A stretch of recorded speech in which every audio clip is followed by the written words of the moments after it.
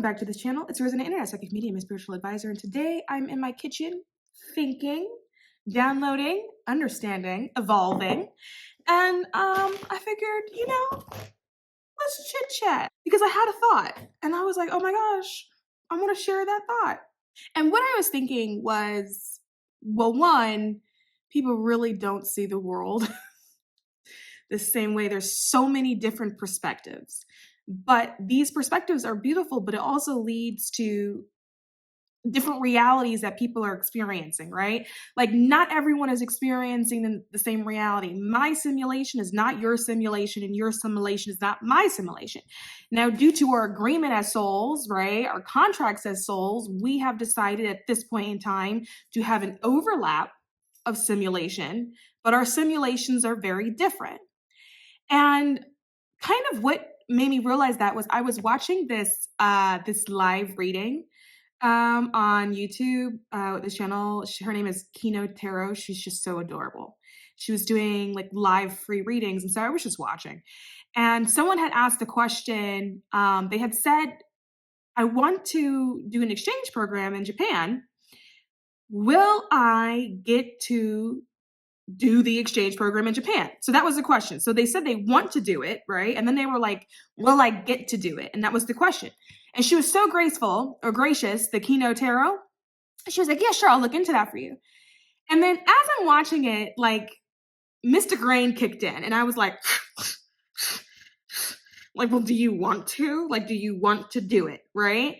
And then I had to take a step back and realize that like, for a lot of people stop there. People will say, I wonder if I will get to do this thing. And then they just stop there for whatever reason. But for whatever reason, a lot of people need permission to pursue, to challenge themselves, to change things, to try new things. They want to, but something happens where they go, oh, that'd be nice.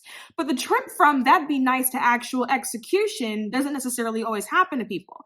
Because when that person who said, well, will I get to do an exchange? My mind goes, well, do you want it? And if you want it, then the answer is yes. Why would you grant opportunity for the answer to be no? Now, as a background, right? Like, look, I'm a one life path number, okay? I'm a rising Aries. My Capricorn is in the 10th house, right? In human design, I'm a manifestor type. I'm a 3-5 martyr heretic profile, meaning that I learn through trial and error. I'm really good at solving problems, good at advising, but the heretic part of me means that I'm always doing things outside of the box. So much so that it triggers people. And that was something that I was not aware of until just recently. But due to that like energetic makeup, right? Like I'm energetically designed to win at all costs by any means necessary. And I don't take no's very gracefully. And I've always been that way ever since I was a child. I have never been the type of person that if I wanted something, I would not give you an opportunity to tell me no. Like no was not an option for me. And as a kid, I remember very vividly knowing that if one adult said no, that all I had to do was ask another adult and eventually they would say yes. Either one or two things would happen. Either I would wear them out by asking so much that they would just say yes, or I would ask more than one adult, and law of probability, someone's going to say yes eventually, right? And I've always viewed the world that way. I have always been the type of person that has been like, eventually you will get to a yes. Enough people say no, one of them have to say yes, like probability, right? Math, right? I've never been the type of person that would stop at a no. And because of that, when I want something and I'm working on manifesting whatever it is that I'm manifesting, I don't allow possible no's as an option to the manifestation. So when I heard this person say, well, will I get to do this exchange program in Japan? My mind immediately went to thinking, don't create a no as an opportunity for yourself. If you really want to do it, then the answer should be a blanket automatic yes. Don't create a no opportunity because we're still in the process of creating a reality, right? And so what's the easiest way to create a situation where you can do an exchange program in Japan and make sure you get a yes to go do it? the quickest way is to apply to multiple programs.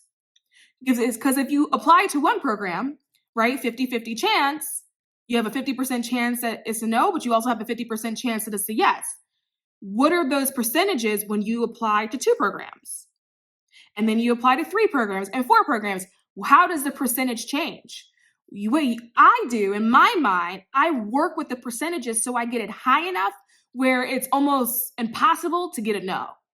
And I've always seen the world like that. My mind just starts doing this thing where it starts to calculate. And what I recognized was, oh, not everybody sees things like that. And so when I'm manifesting, the way I see it in my mind's eye, it's kind of like looking at like ones and zeros and graphs, and like something happens in like my visual area where I start to see kind of like maps or like grids, and the grids are representing like possibility. And I'm like, okay, yeah, carry the 1, add the 2. And I start doing this thing mentally in order to find mathematically where that yes is. And then once I find that route, that's the route I then choose to go. I don't do no routes. I don't handle no's gracefully. And here's the thing about not handling no's gracefully. I've gotten a lot of yeses in my life. And even when I do get no's, because I get them, it's absolutely impossible to go throughout life without experiencing a no. I get no's all the time. Because I don't take no's gracefully, always reroute in order to make sure I get a yes, right? Part of that is like that manifestor type human design profile. Whereas manifestor types and human designs have a tendency to bulldoze through until they get what it is that they want. Now, some manifestors bulldoze through a lot more tactfully and they're a lot more considerate of others that are around them. And then there are some manifestors like me who just bulldoze through. And I remember as a kid saying to many people, I remember even as an adult, and it was so natural to me at that time. Thinking about it now, I'm like, whoa, she had some balls. But at that time, I would say, look, I'm going to get what I want. Either you hop on this bandwagon or I drive over you. But there is no other option. I remember being like 16 years old saying that to adults. Listen, you're in my way. I'm headed that way, okay? And I'm going regardless. I'm going with or without you. So either you step to the side or you join me. Regardless, that's my destination, and come hell or high water, that's where I'm going, right?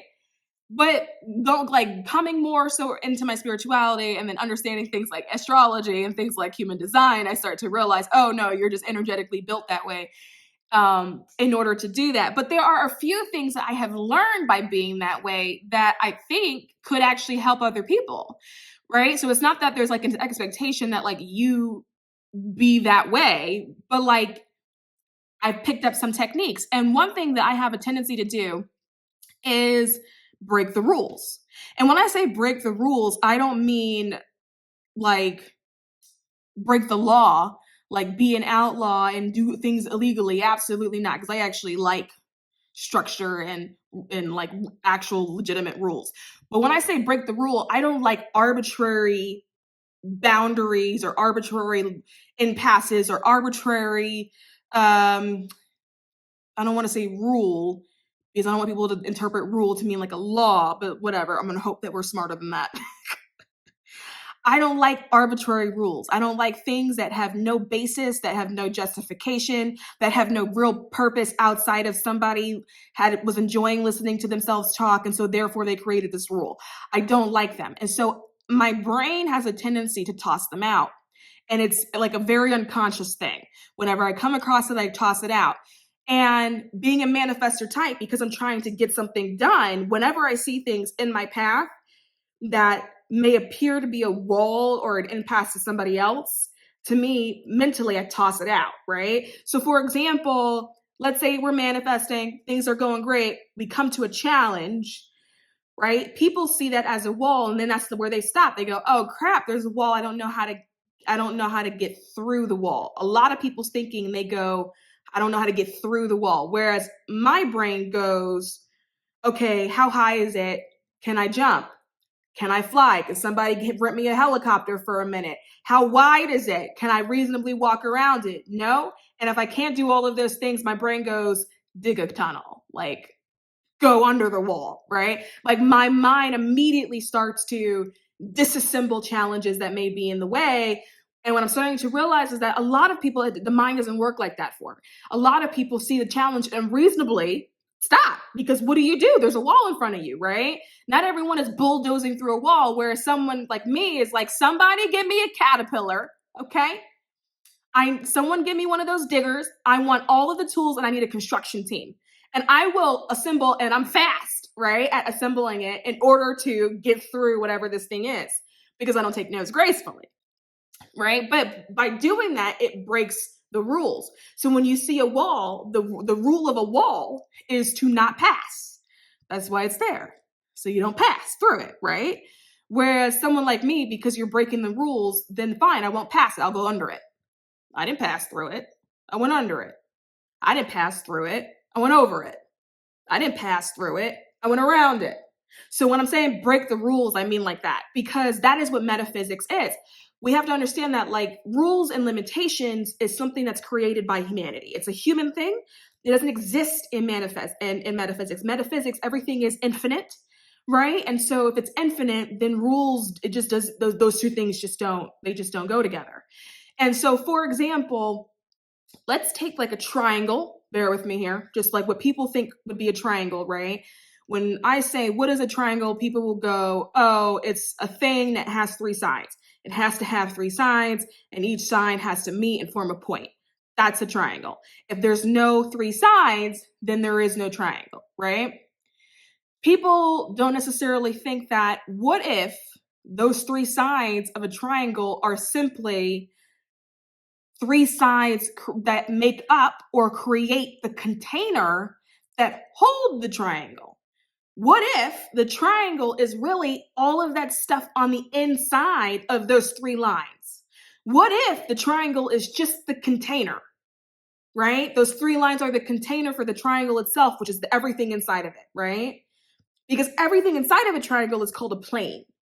The triangle, those three lines, is called a dimension. Humans, we have a tendency to see in dimension. We have a very simplified view of how things are actually working around us. And so we see three sides and we go, yep, that's a triangle, right? In our mind, that's a dimension. But all that space in between is the plane. The thing is, metaphysics happens in the plane. It doesn't happen on the three lines of the triangle, right? That's the 3D world. That's the simulation. It's the plane, it's the stuff inside of the three lines. That's metaphysics. That's where the fun stuff is happening. That is where you're actually manifesting from. You're not manifesting from the lines, you're manifesting from the plane inside of the lines, because the lines is the container that's holding the triangle itself, right? And so that's another way of breaking the rules. Breaking the rules meaning breaking like the human idea of what a triangle could be, right? A human would say, no. It has to have three sides. That's the triangle. Why couldn't it be the container of the triangle? Why couldn't the triangle be everything that's inside of it?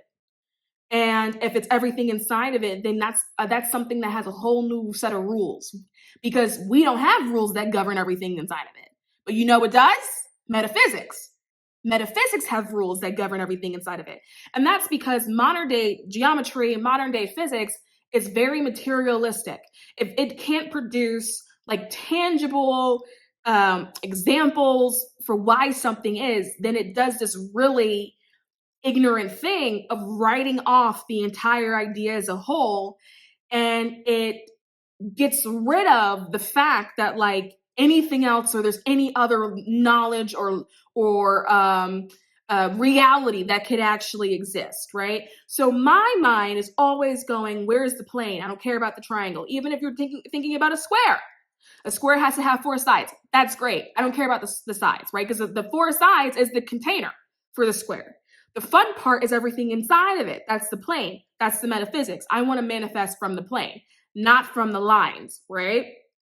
And so when I'm saying like break the rules, it's more so about breaking human thinking around how something should be done and allowing yourself to think more so outside of the box when actually trying to get your hands on something, right? Like there's another thing that I like to say to people called, and this is something that I learned from my mother, called chess, not checkers, right? And I remember growing up, I would have situations, maybe at school, and maybe I was the one that did something stupid, right? But I didn't know at that time that I was the dumb one.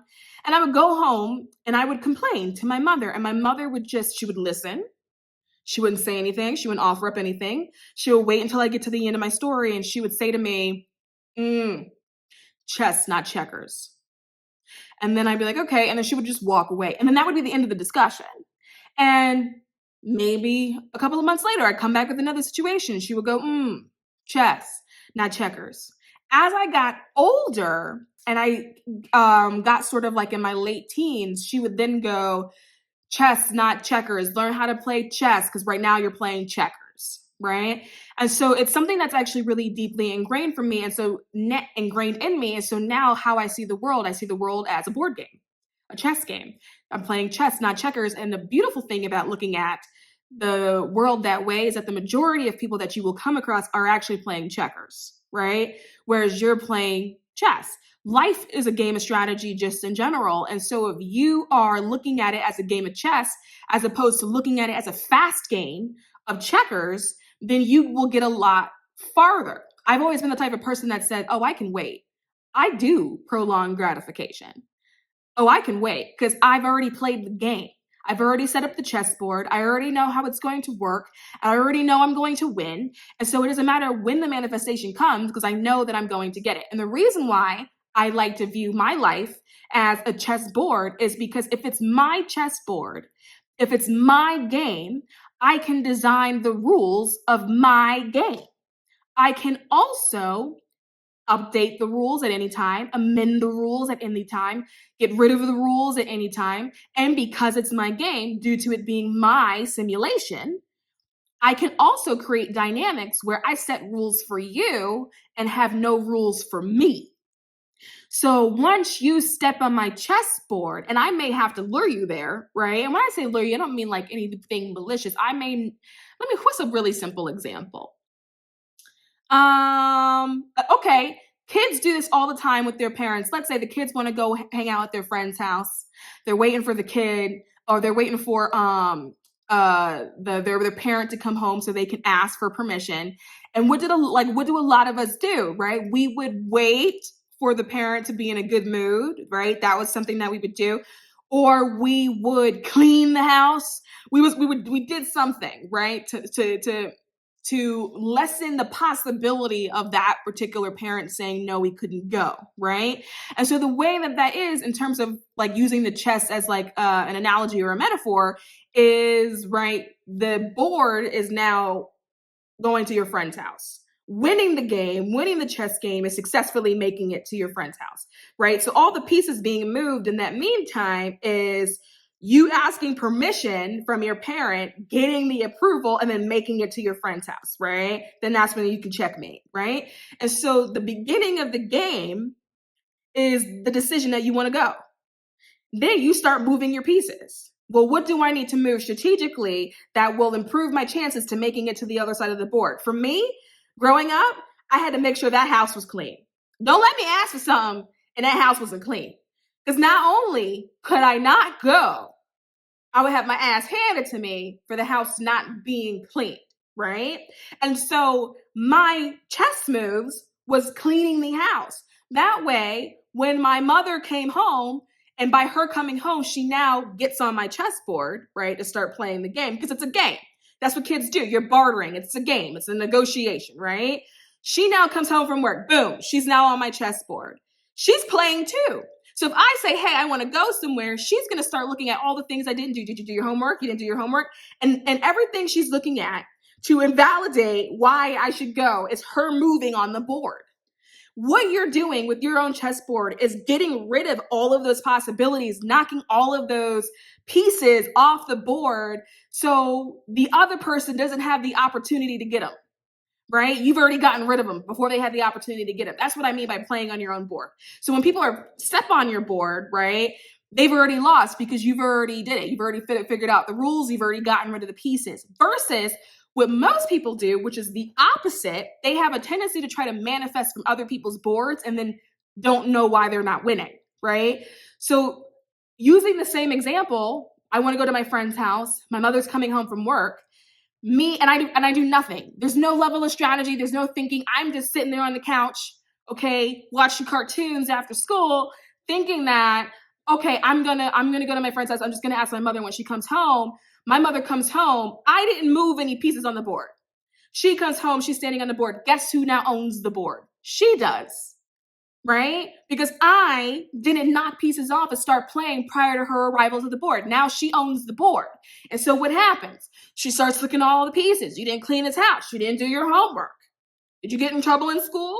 Right? And then so what happens? She checkmates, I can't go. And so what I'm saying, like, play from your own board. You want to make sure that you are creating your situations, your circumstances, and your scenarios in your life in a way that you can't lose. That everybody else that plays with you, they lose. And that's a form of manifestation. And a lot of people don't think of it that way. I've always thought about it that way because due to my energetic type and my energetic makeup, I can't get what I need to get done if you're in my way. So my next realm of thought is, how do I get you out of my way? Right? So, but what a lot of people do is they see things in their way and then they go, that's so bad. Well, I tried.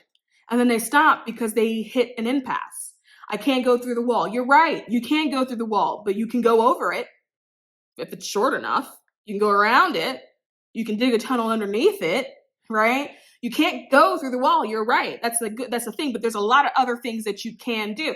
And those things, the things that people don't typically think about right away are the breaking of the rule. Right? And clever little kids do this all the time. Well, you said I can't go through the wall. I didn't go through it. I didn't do that. I didn't go through it because you didn't. Right? So it's not like you broke a law, but you didn't technically follow the rule either. Right? But by not technically following the rule, you were able to still get to whatever it is that you're doing or trying to go or wherever it is you're trying to go. The problem with manifesting is that a lot of people look at manifestation as a blessing. They're going to do all these good deeds, and due to doing these good deeds, they're going to get their manifestation. They're going to get their final blessing. But we also have to examine what we actually think a blessing actually is. The majority of people think a blessing is a reward. You did good things, so therefore you are blessed.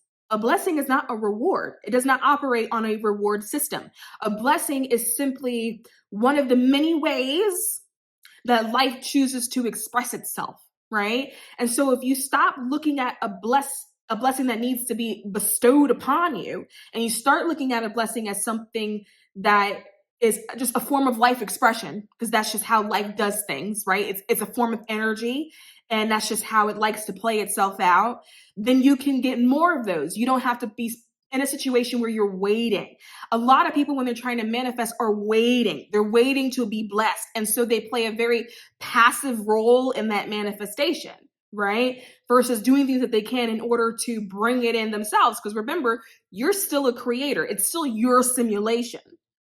So if it's your simulation, why are you imposing a rule that you must wait for a blessing because you must do these things in order to be rewarded for it? People get good things all the time, and they're very evil people, but good things are happening to them.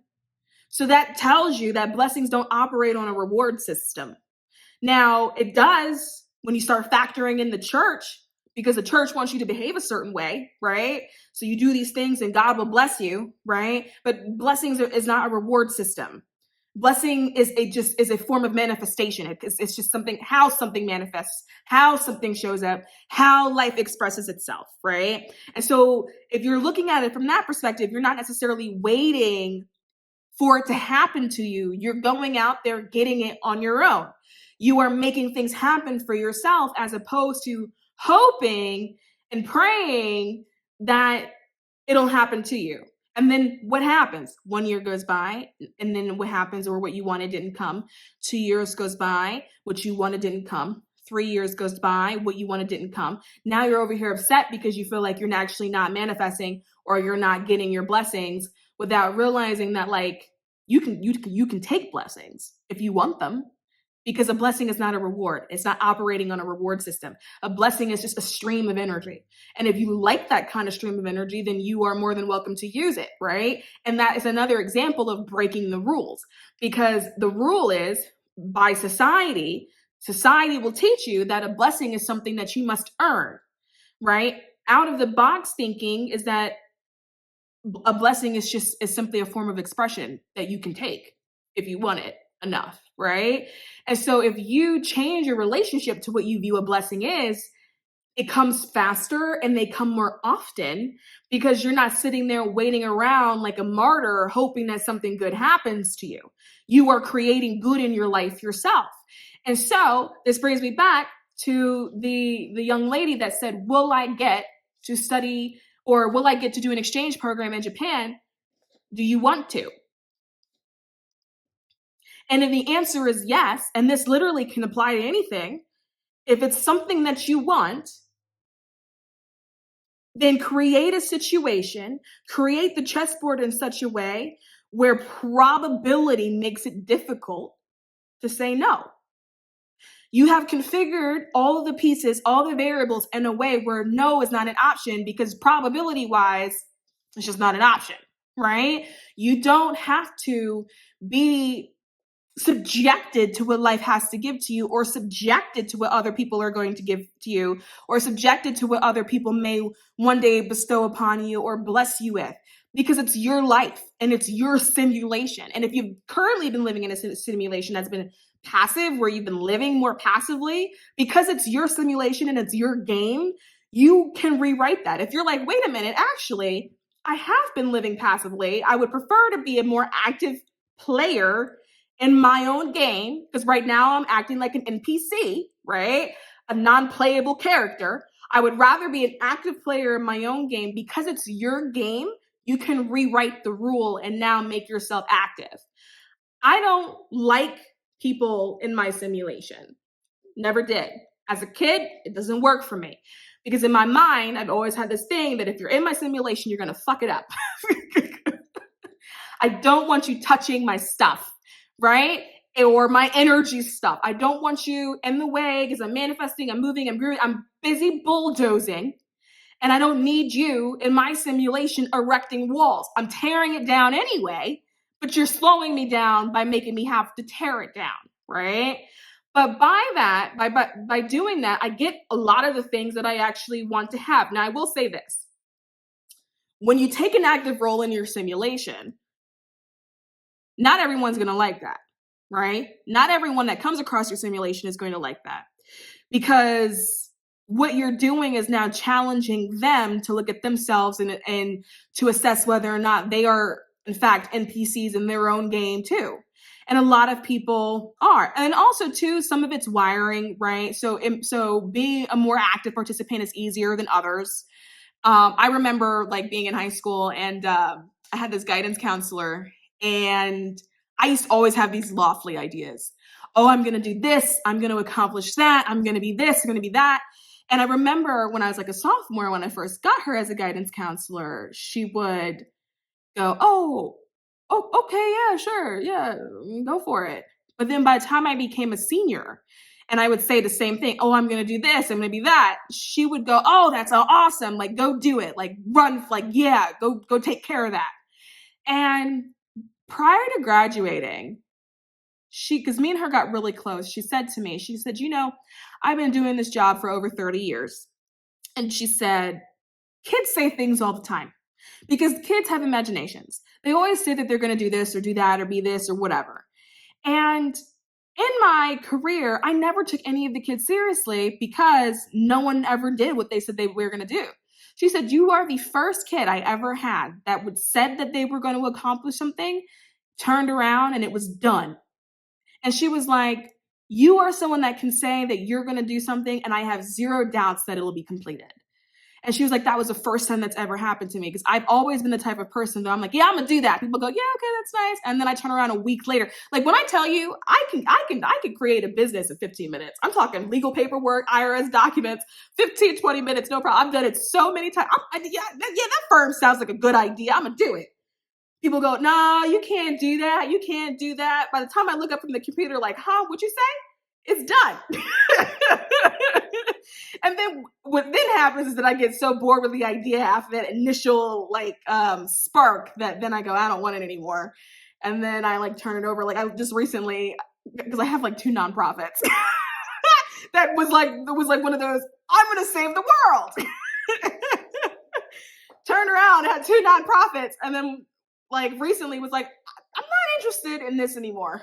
And then had to tell my co-founder, yeah, I'm gonna give the org to you. And she was like, what? No. And I was like, yeah, I'm just not feeling it, right?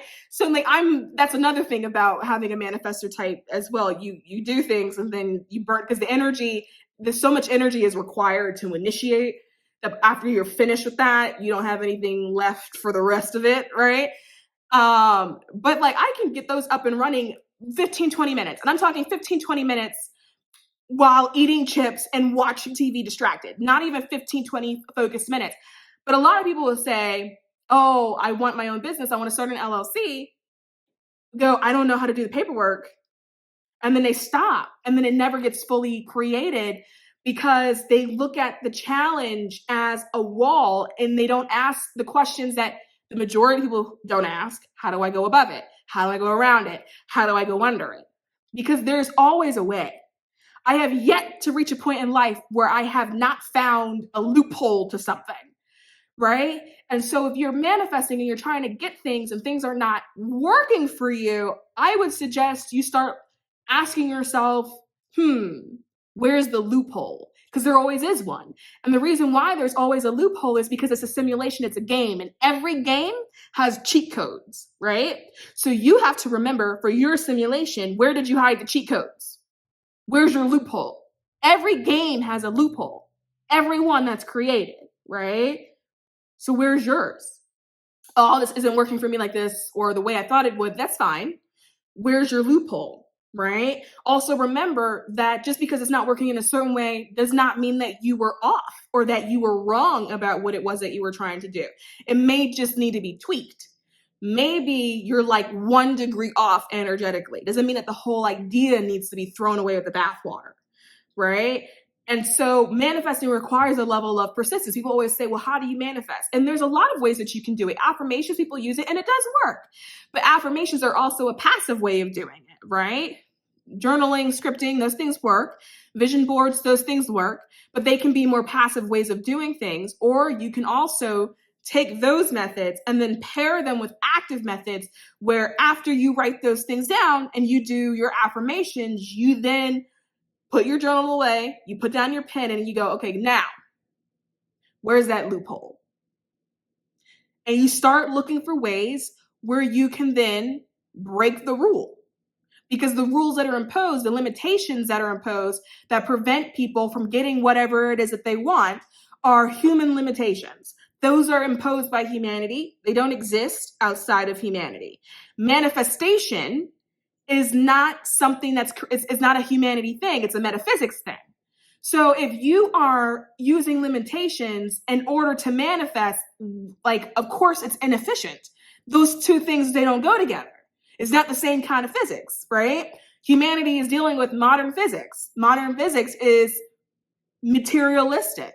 It doesn't take into account things that you may not be able to see, right? But then there's metaphysics. So which one are you working with? Are you working with modern physics or are you working with metaphysics? If you're working with metaphysics, then start removing some of the self-imposed limitations, or maybe not even self-imposed, like society-imposed limitations that you may have because it's created by human, and realize that those things don't necessarily apply to how it's working metaphysically, right?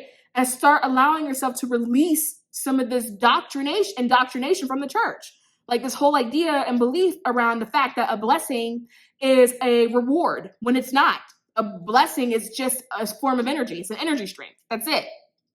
Right? You don't have to do good things. You don't have to earn. You don't have to deserve a blessing. Right? You just have to want one and then choose whether or not you're actually going to go take it. Right? And I also too want to bring something up about jobs as well. I made a video on this maybe about a month or so ago. And someone brought up a really good point, and I mentioned it before, but I'm going to mention it again. Someone made a really good point saying that they were trying to manifest this job and they thought the job was theirs. And they were like, I did everything you said, Mr. Crane. I did not get the job. It didn't work. And one thing about that I want to say is that when you're manifesting too, like you have to manifest from your own board, just like I was saying before. You can't walk onto somebody else's board, a game that's already been played, a game that possibly has already completed, and then go, I'm going to beat it. No, you're not. And the one thing about employment is that employment, it doesn't matter where you work, unless you're working for yourself, will always be a game that you're playing on somebody else's board. There will always be somebody else that's in control. You will never be in control of your board, meaning that you will have a really hard time being in control of that manifestation, right?